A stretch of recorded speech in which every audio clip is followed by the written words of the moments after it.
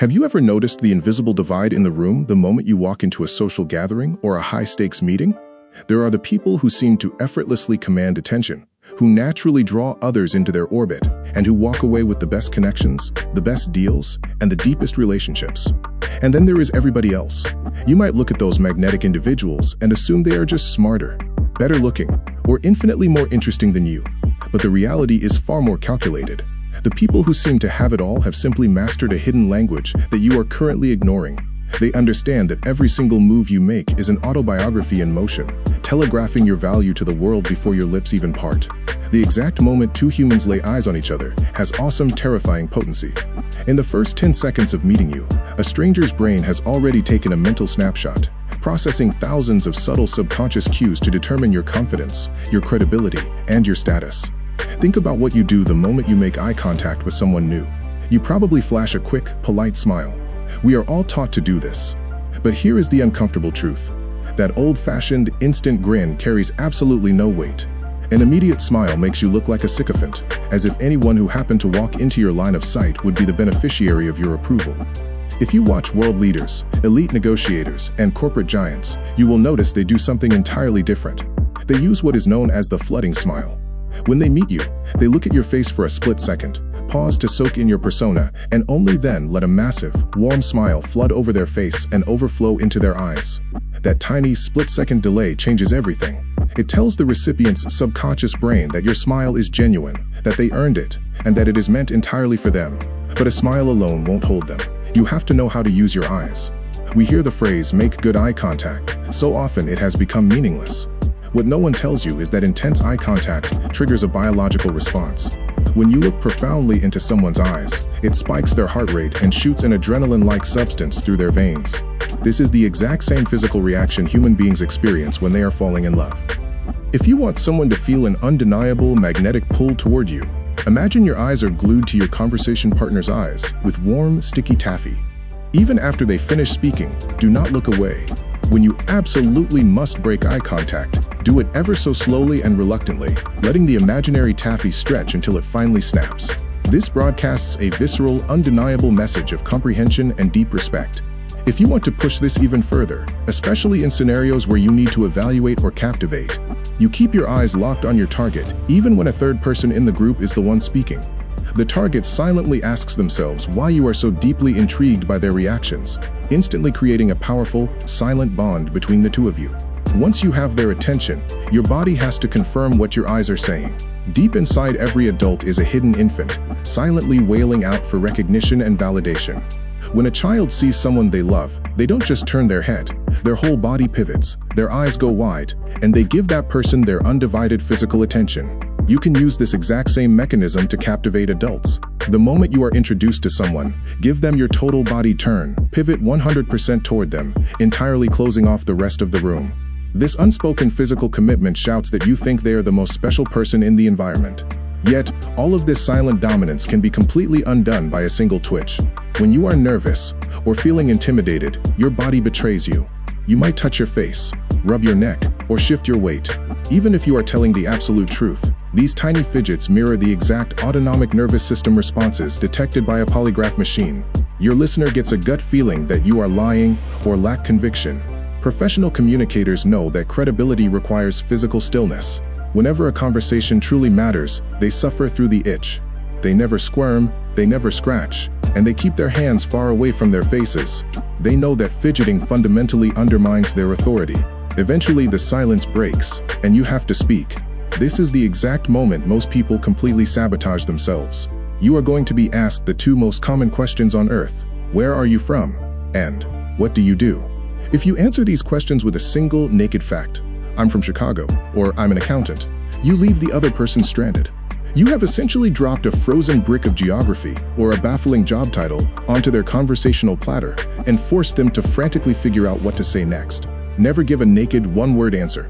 You have to bait the hook. If you are from Columbus, Ohio, don't just say the name of the city. Throw out a delicious fact.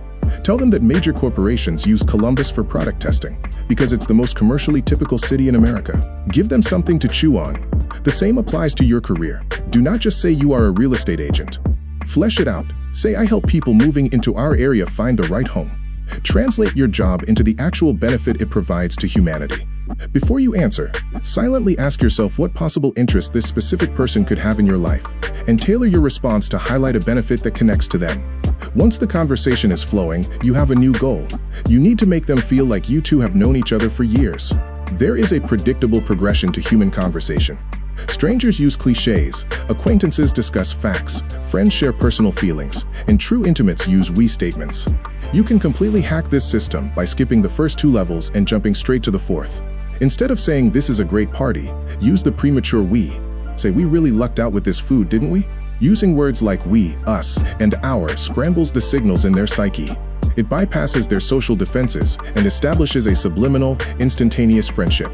You can deepen this bond even further by stealing their vocabulary. Every person has their own unique language, an arbitrary choice of words that separates their inner circle from outsiders. If a client refers to their office as a firm, and you call it an agency, you have instantly put up a subconscious barrier. But if you listen closely to the exact nouns and verbs they use, and echo them back in your own sentences, the effect is staggering. Hearing their own words come out of your mouth creates a powerful sense of affinity. It tells them, on a deep neurological level, that you share their values, their attitudes, and their experiences. And when it is their turn to talk, you cannot just grunt or nod. Too many people have a habit of making mindless noises while someone else is speaking. This proves you are conscious, but it doesn't prove you are listening. Top communicators replace these grunts with complete, empathetic sentences. They listen carefully to figure out which of the 5 senses their partner uses to perceive the world. If the person says, "I see what you mean," they are visual. You respond with, "You have a clear picture of this." If they say, "That sounds good," they are auditory. You respond with, "I hear you." When you match your empathy to their primary sense, you literally make them feel like you perceive the world exactly the way they do. But what if their mind goes blank? What if they stop talking and you don't know what to say? Never panic. Simply use the Parroting Technique. Take the last 3 words they just said and repeat them back with a sympathetic, questioning tone. If they say, "I had a crazy weekend," you just lean in and say, "A crazy weekend?" This throws the conversational ball right back into their court, making them feel fascinating while saving you from ever being speechless again. By now, you have their attention, their trust, and their comfort. But how do you make sure they never forget you? Most people think the answer is flattery, but blatant, out-of-the-blue praise usually triggers suspicion. If you really want to praise someone, don't do it to their face. Become a carrier pigeon of good news. Tell their best friend or their colleague how brilliant they are. The grapevine is a powerful tool, and when your compliment gets back to them, which it always does, it arrives with absolute credibility. If you must compliment them directly, it cannot be a generic observation about their shirt or their shoes. It must be a killer compliment. You search for one highly specific, deeply personal quality about them. You wait for a private moment. You look them dead in the eye, say their name, and deliver a brutally honest observation about their unique magic like, "You have a wonderful air of honesty about you."